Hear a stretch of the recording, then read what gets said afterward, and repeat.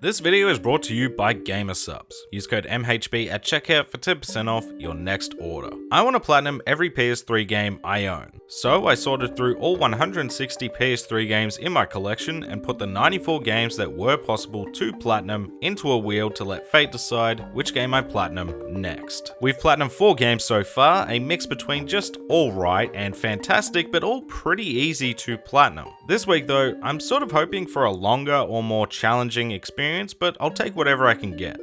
As always, if you do end up enjoying the content and want to see more like it, be sure to like the video, comment below any PS3 games you think I need to add to this Wheel of Fortune that isn't already there, and subscribe so you don't miss out on future videos. And with all the plugs out the way, let's spin the wheel and see what we're platinuming this week. Alright, we're back to spin the PS3 randomizer once again, and I've got to be honest, I'm sort of hoping for a lengthier experience, not a more challenging experience just yet, but something with a bit more meat on the bones. But, you know, at the end of the day, I'll take whatever I can get, so we get what we get, we don't get upset. Let's spin the wheel, see what we're dealing with this week.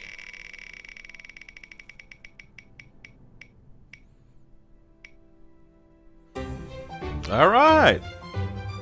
Definitely, I don't know about challenging. Anyway, Call of Duty Modern Warfare 3. This one's, I'm actually really excited for this one. I do think there's a couple of trophies in here that I'll need some help with, but outside of that, this will be, this should be good fun, because I love this game on the PS3. Alright, it's time. It took us a few spins, but we've finally gotten ourselves a decent challenge. Last year, I platinumed Call of Duty World at War, a game I maintain to this day is the toughest challenge I've put myself through for a platinum. The veteran campaign in that game is so unbelievably rage-inducing, with quick time to kill, infinite enemies, grenade spam, and to top it all off, some downright terrible checkpoints. In terms of Call of Duty campaigns on veteran, that one's hard to top, and thankfully for me, the Modern Warfare series has always been more forgiving to play through on veteran, with Modern Warfare 3 from memory being one of the easiest. However, there's far more we need to do in this game to get the platinum trophy, and that's what I'm excited for. I'm excited to really get to sink my teeth into a decently challenging platinum grind. So let's get stuck into this, starting with... Get a medic!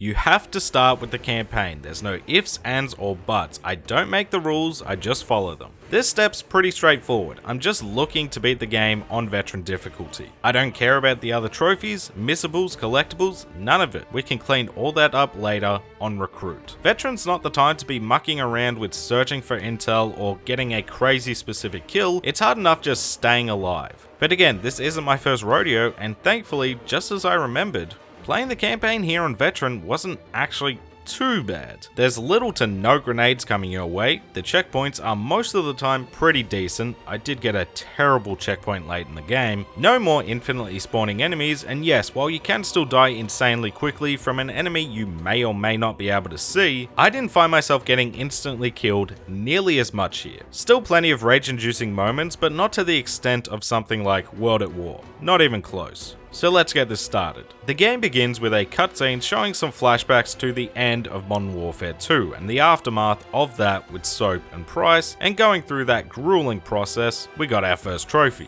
World War 3. What? Modern Warfare 3?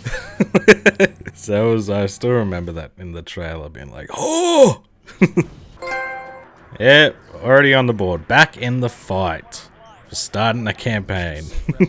With that out the way, it's time to take on our first mission, Black Tuesday, which throws us right into the action in a war-torn New York City to take out a jamming tower that's disrupting communications, and, well, I'll be honest, there were some growing pains playing on veteran initially. To give you the best chances of survival on this difficulty, you need to stay very close to cover, use your grenades and flashbangs, and take your time, let the AI get their kills as well. All of which I didn't really do here, at least in the beginning. Oops. Alright, I'm getting a bit cocky. We haven't played Call of Duty in a while. Just takes a bit to get used to again. We'll be good. Okay, that seems a bit... That's the veteran I know. Get out of my way! You miserable... Are you? What? What am I supposed to do there? Too big to fail. Okay, that definitely put me in my place pretty quickly. Okay, it may not be as bullshit as World at War, but it is still, you know, still tough. With the jammer taken out and the Russian forces on the retreat, it was on to our next mission, Hunter Killer, to take over a nuclear sub and turn it on the Russians, which is by far one of the most Call of Duty missions ever. I mean, look at all these Michael Bay shots. This was crazy. I definitely learnt my lesson from the first mission, plus tight corridor levels are always more manageable on veteran since you have a clear line of sight with the enemies, and as a result, this level was really a big confidence booster. Wet work. I always like those types of missions. Oh, and the Big Apple. There we go. So that's the veteran one.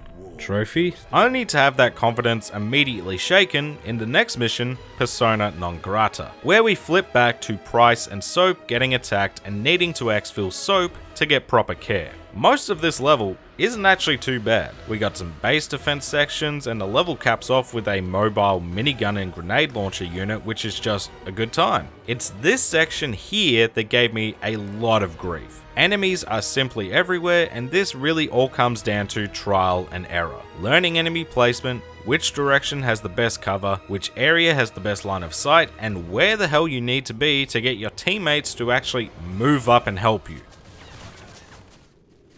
Are you kidding me, man? Ugh!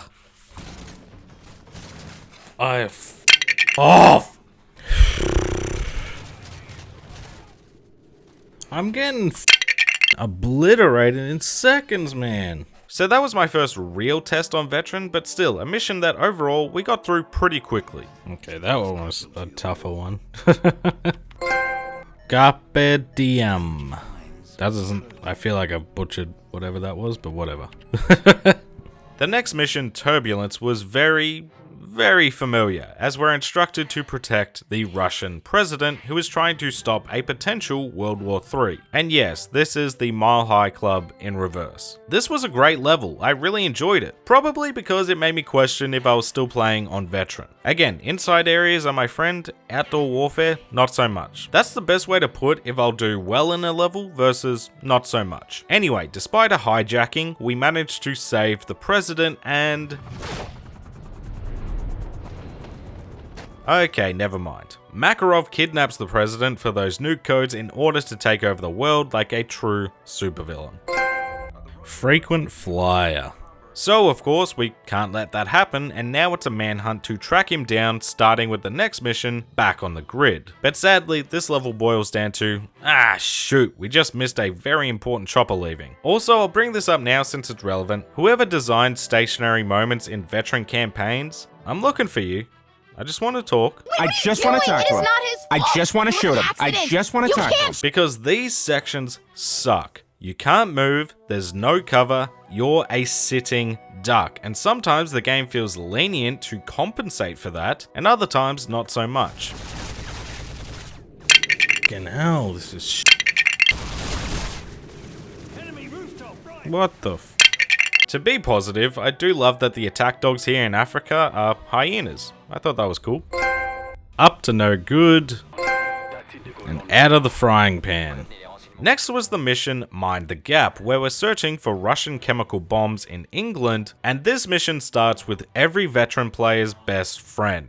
Stealth sections. Too bad this one doesn't last too long before we get our usual Call of Duty action as we search truck to truck for bombs, derail a damn train, and end up tracking down the truck and saving the day. Yeah, that's grim. Yeah, this is right up there with some of the darker Call of Duty moments, that's for sure. One-way ticket. So yeah, World War III has officially started, along with our next mission, Goalpost, with the objective to save the Russian vice president, and you guessed it. Open area conflict meant I did get dusted quite a few times here, especially when we entered the tank for some more sitting duck moments that I'll never forgive. Okay, what am I supposed to do there? That guy. Ugh, I hate these sorts of sections on veteran because it's literally like, here, get.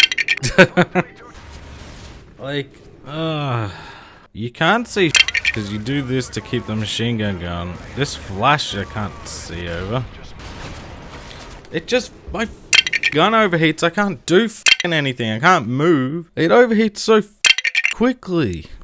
That just felt like luck. honestly. But after my temper tantrums, we do actually manage to succeed and save the Vice President. Welcome to World War III. Now it was off to Somalia for the next mission, Return to Sender, to interrogate the warlord who supplied Makarov with the trucks in London. Another mission where yet again I have a bone to pick with the devs. Stop making me race against the clock. I get destroyed if I rush through levels. It doesn't help when I have a clock and my AI teammates yelling at me the entire time. What? Oh, cool sandstorm mechanics though, making the final section a breeze to get through since there's no clear line of sight between me and the enemy. Sandstorm. Alright, that mission wasn't too bad. Payback. Back on the European front lines, we needed to find the man responsible for the truck explosion in the mission Bag and Drag, which has us exploring the catastrophic aftermath of the chemical warfare. But hey, the Eiffel Tower's there, and look, we get to explore the famous catacombs. That's neat. The level ends with another sitting duck section, my favorite, but this time all we have is standard weapons against an onslaught of different vehicles. But we managed to catch the perpetrator in a gnarly car crash. Backseat driver. Again, another mission. I think I died twice there. Yeah, so far the veteran campaign's not been too bad. Leading into the next mission, Iron Lady, where we need to move the bomb maker to the extraction point, and it's here where we actually get a good vehicle level in the classic AC-130, which again, for veteran players is an absolute joy to see since there's no fear of being destroyed by enemies. These are the moments where we get to give out our just desserts. We do switch back and forth between the AC and on the ground battles, but I'll be honest, this wasn't actually too bad, especially when we also get gifted one of the best all-time Call of Duty snipers. This is also where the Eiffel Tower gets destroyed, which is pretty iconic. We'll always have Paris. Another, I don't think I even died in that one. City of Lights. The bomb maker tells us about Makarov's next location, which is where we get the mission Eye of the Storm, a mostly stealthy level. And then it all goes pear-shaped, but no deaths on this level, and it's like 10 minutes long, so I'll take it. Viva la Revolution. But it seems we now finally have the drop on Makarov, with the next mission, Blood Brothers, where we get another throwback to the original Modern Warfare with some sniper overwatch as Price tries to sneak up on Makarov. Only to find out it's a trap, and now Soap is in rough shape, so the mission changes to try and save him. Not gonna lie, a few sections here really had me struggling, but we do end up getting Soap to safety, just too late unfortunately. Oh no! Soap! No! As he blurts out that the player character Yuri is best buddies with Makarov, being there for a lot of iconic Modern Warfare series moments. Well, I should say former best buds, because Yuri thought the nuke was a smidge too far and betrayed him. Requiem. A decent Alien vs Predator movie, but so Price lets Yuri stick around to head into the next mission, Stronghold, where we get a decent amount of that good stealth action, and by good I mean, well, we don't die. As always, eventually the firefights begin, and this is where, for whatever reason, I don't know why, this terrible noise just absolutely destroyed my eardrums. I'm sick of this What the f was that? Nothing a quick reset couldn't fix though. As we progress further, find Makarov isn't here, but instead is going after the Russian president's daughter in Berlin, and now it's just about beating him to it. After dying over and over again on the final push to escape, because getting to the car safely is a roll of the dice. I know, mate, what am I supposed to do? I can see it's f***ing blocking our way. I don't have anything to stop it. Storm the castle. And the darkest hour, nice. Our next mission, Scorched Earth, is that mad dash to save the president's daughter. And this mission, yeah, this one really humbled me. I've died my fair share of times in this playthrough, but honestly, way less than I'd expected. But this level really upped those numbers solely because of this section where you need to use the tanks as cover to progress. One, because it gave me the worst checkpoint of all time, but two, because there's enemies absolutely everywhere. This checkpoint, man, what the f? I've never had a Call of Duty checkpoint like this. Because I have to start by immediately just randomly hope this enemy dies, I guess. This is ridiculous. Tanks, could you just kill some of these pro? Thank you, I got a new checkpoint, man. I did eventually find out if you just take the left side, this all goes a lot smoother. But still, this level really tested my patience, and it was all for naught because we get reverse breached and lose the president's daughter anyway. Bad first date. That level. What a joke. So now we need to find the president before he gives up those codes in the mission down the rabbit hole. And this level is just the developers throwing as many enemies at you as possible. Enjoy. Diamond in the rough. Alright, we got one mission left. We did manage to save the president and his daughter at least this time, and it was on to the final mission, Dust to Dust, to take out Makarov once and for all. We're kitted in Juggernaut suits, this should be no problem. And it wasn't really. I mean, you're not as tanky as I'd like and slow as all hell, but it was something. But you're not allowed to have fun in any of these easy moments, so the game takes it off you 5 minutes in, and now we're back to hell. With a timer rushing us along, and this area just absolutely destroying me. I hate when they give me time limits on this difficulty, man.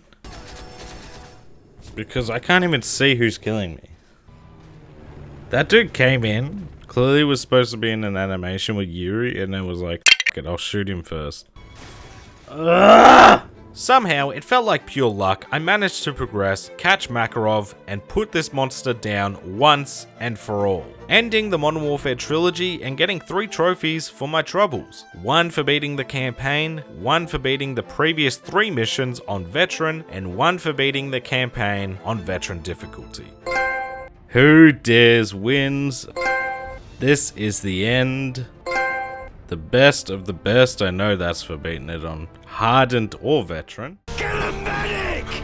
We weren't quite done with the campaign trophies, as I didn't get a single one of the missables during that time, but we'll come back to that because I figured since I just beat the campaign on Veteran, I was primed to tackle the Spec Ops missions next. Mainly because we also have to beat those on Veteran difficulty in order to get all 3 stars in the 16 base game levels. That's right, we're still not done with the Veteran bull.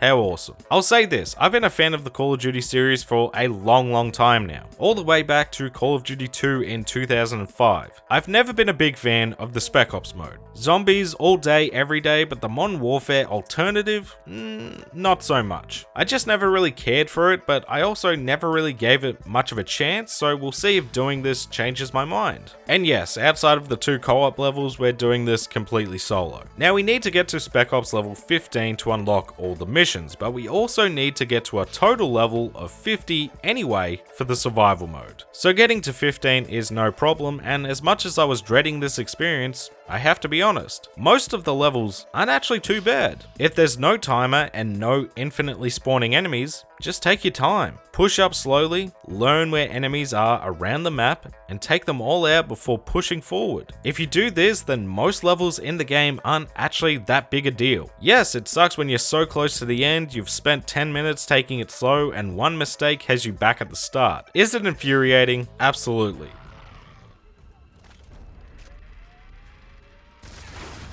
No! No! I did so well! Oh, that hurts. That was my first attempt too. But it never feels impossible. In fact, it feels damn good when you finally get a level done that may have been bloody tough to figure out in the beginning. There are some levels that just feel flat out unfair, but I'll get to those shortly. Unfortunately, trophy-wise, we really don't get much for our troubles here, as the only trophy I unlocked before completing the final 2 co-op missions was for unlocking a single star. That's it. Brag rags. Alright, I don't think we're going to be getting too many trophies in this step. At least give me some milestones to work towards. Anything really, because this isn't a short process. It took me 6 hours to beat the campaign on Veteran. It took me almost 12 hours to beat all of the Spec Ops missions. I will say this as well, if you're expecting anything other than repurposed campaign levels, don't hold your breath. These are all levels we've been through before, there's just small differences. I'm not going to break down every level because again, follow that golden rule. If there's no time limit and you don't have to push enemies to stop them spawning, just take it nice and steady and you'll get this done. It wasn't until the mission Little Bros that I finally hit my first real speed bump, and that's because it does have infinite enemies, and after you arm the bomb, a time limit as well. But even that only took me 20 to 30 minutes of attempts to finally succeed, and I'll be honest, at this point I felt like whilst challenging and not easy, the Spec Ops missions weren't really a big deal. Then server crash entered the chat, and this level just infuriated me. This was my personal hardest mission. I hated it from beginning to end. You start the level riding shotgun with a grenade launcher where it's just a lot of chance. Maybe you'll die in seconds, maybe you'll somehow dodge most bullets. Maybe the car will explode, maybe it won't. Maybe the grenade will explode, maybe it'll bounce off the curb. It just felt like a lucky dip and it sucked. And our reward for making it through that is going down to the catacombs, reaching a small little room with multiple entry points and defending that position. This was the real kicker because the enemies themselves, not too bad. It's the damn riot shields that just ruined me every time. And what do you get after that? Well, to run back to where you came and go head to head in tight spaces with a juggernaut. Yeah, this mission sucks, whoever designed it should honestly be locked up. Smackdown isn't great either, as it has a really painful helicopter sequence, but after that, once again it lets us take our time and chip away at enemies one by one. And finally, flood the market, which is honestly not too bad. I had my moments of anger, of course, but the big test is the final download, and as long as you have taken out all the enemies below, you can hide behind this crate at the back and just stay there until the download is complete. It never needs you to reset it, enemies can't shoot you, the mortars don't kill you, and gas takes way too long to do anything to even worry about. But with the solo part done, I thought the hard part was over. Turns out I may have underestimated the co-op levels, which is where we were off to next. Now luckily for me, I didn't have to post about needing help in the Discord this time. I had a nosy Nelly check on my PSN to see what I was playing and offer to help me out, which I just want to say I do really appreciate because I do prefer to keep these wheel games a surprise. So shout out to Bird for not only helping me out, but honestly carrying me to victory. But let's talk missions because both co-op levels revolve around the same thing. One person is on the ground taking on enemies head to head, and the other is safe and sound behind sentry bots or an AC-130. I went into these missions thinking this would be a walk in the park. Yeah, that was a mistake. These missions honestly feel like, as the boots on the ground player, you're only really there to progress the level and extract, because I sure as hell wasn't killing many enemies. The first mission, Firewall, is definitely the easier of the two. There's a much more generous timer and far fewer enemies, but it definitely took me and Bird a little bit to learn the level and how best to work together. But once it clicked, we got through the mission pretty easily, finally getting another trophy for beating a level in co-op on veteran without either player going down, which is a given in these levels because you can't go down, you just die. There we go, no assistance required. Fire mission, on the other hand, is back to that luck-based joy that we all know and love. Once again, when Bird and I figured out what the level was throwing at us, which is a lot, we actually got through this pretty smoothly, when I wasn't getting hit with shots as soon as we entered the level. It really is chance if you even make it out of the spawn as the boots on the ground player, and the time limit here is diabolical. A lot of the success on both levels really comes down to the sentry or AC-130 player, because the other gets destroyed if they try and take on more than a few enemies at a time. That is definitely the case here, and it needs to happen quickly, otherwise you are rushing through the level to make it in time, and that always ends poorly. I will say though, as tough and even bullshit as these levels can feel at times, when the teamwork starts flowing and you succeed together, it feels bloody good. And with my desperate dash to the end of this mission, I unlocked a couple of trophies for getting a single star on every Spec Ops mission and getting all 48 stars. Alright, Tactician, I think that's for 1 star on each Spec Ops mission. There we go, overachiever. But I wasn't quite done with Bird just yet, because we also booted up the gun range, went through and shot the same amount of targets for yet another trophy. And that was the Spec Ops missions done. There we go, 50-50. Let's go. All the co-op is fucking done. Get a medic! Yeah, we may be done with the missions, but we still have a lot more Spec Ops to play in survival mode. This is one of those cases, however, where the time sync doesn't really reflect in the video because the main reason we're here is to reach wave 15 on all 16 of the base game survival maps. The problem for me is, it's more time consuming than actually interesting to talk about. It takes around 20 to 30 minutes to reach wave 15, but it's not like each map has a different story to tell. They do get more challenging as we progress, needing to utilize different strategies, but it mainly boils down to finding somewhere to set up shop, limiting enemy access, buying an LMG, claymores and C4 as soon as you can, buy a predator missile for the jugs, and search for cover when the helicopter arrives if needed. That's the gameplay loop to pretty much guarantee you'll make it to at least wave 15. I did enjoy playing the mode, don't get me wrong, it's a solid horde mode, but it very quickly gets stale and was yet another example of a grind that made me have to hype myself up each time I tried to play, which is never fun. Now we do have other trophies we'll be working towards in the process and some gimmies to boot as well, like surviving a single wave. I live! Taking out 2 choppers without getting hit, which I mean, I definitely got hit here and still unlocked the trophy. Oh, birdie. What hit me then? I definitely got hit there. Kill 5 enemies with a single grenade. Strike. Hell yeah. Melee 5 enemies in a row. Jack the Ripper. Take out a juggernaut with your knife. Serrated Edge. Alright, that's the Juggernaut kill done. And probably the one that worried me the most, holding $50,000 at once, which took me a few attempts, but I found Dome made it by far the easiest to do so, with a very broken camping spot, at least for the early rounds.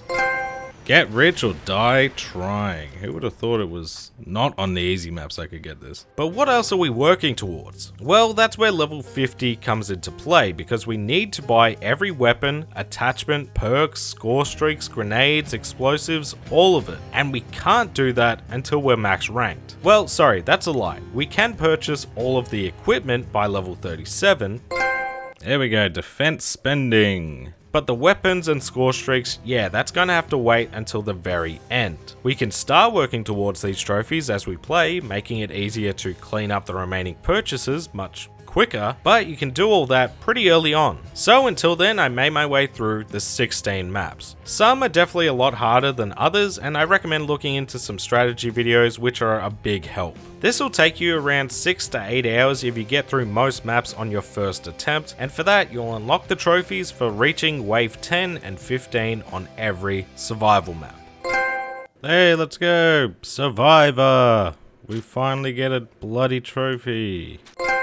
Unstoppable. Holy moly, that is exhausting. After all that work though, completing the Spec Ops missions and playing a good amount of every map of survival, that took me to level 44. Close, and yet still so far. So it was time to do some level grinding, and the best way to do this is to connect a second controller, select the Spec Ops AC-130 co-op mission, and make sure you're in the gunship. From here you want to take out the 2 trucks at the start, the 2 trucks hiding behind the cliff, and the chopper before resetting the level, and do that until you reach max level. To get to level 50, just 6 level ups took me an hour and a half doing just this exact thing on repeat. Mind you, it takes you less than 20 seconds to take out the 4 trucks and the helicopter before you restart, so yeah, this was truly mind-numbing, but we were so close to being done with this mode, I didn't care. And when we got close, I went back to survival to hit level 50, bought all the perks I had left, and after a brief brain fade as to what I bought and hadn't bought weapon-wise, I managed to figure it out, buying all weapons and attachments, and that meant finally I was free from Spec Ops. There we go, danger zone.